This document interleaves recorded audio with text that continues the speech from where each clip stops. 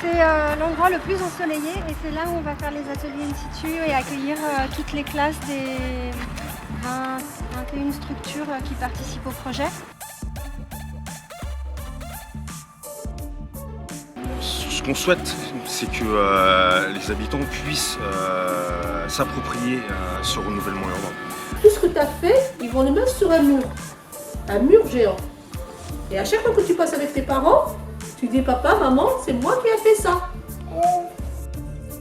Là, avec Gilbert, on avance sur le projet de mur participatif où on fait une direction artistique et on assure le suivi et la composition d'ensemble pour qu'à l'arrivée, il y ait une œuvre monumentale où chacun ait l'impression d'avoir apporté sa pierre à l'édifice.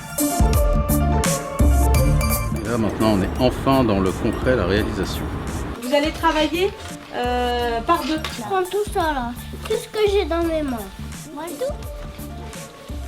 Pour encore valoriser le travail des enfants, pourquoi pas afficher leurs petits dessins, leurs petits robots sur les murs du quartier. Voilà, pour le faire vivre, quoi. J'espère que le projet de démarche artistique va justement permettre cette cohésion, ce travail, rencontrer le chantier, préparer les futures générations, parce qu'il y a beaucoup d'enfants. C'est par ce vecteur aussi qu'on arrivera à cette intégration, à cette mixité. Moi, je souhaite qu'ils se sentent le mieux possible dans ce quartier et qu'ils s'y sentent investis. La FEV a été consultée effectivement pour choisir entre 4 collectifs d'artistes qui avaient été retenus dans le cadre d'un concours pour apposer sur le mur en béton qui est en face une fresque un petit peu vitrine impression.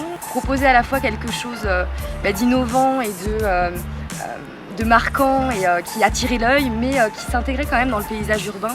Le concept c'est que sur tout le mur, le fond c'est un gros lettrage.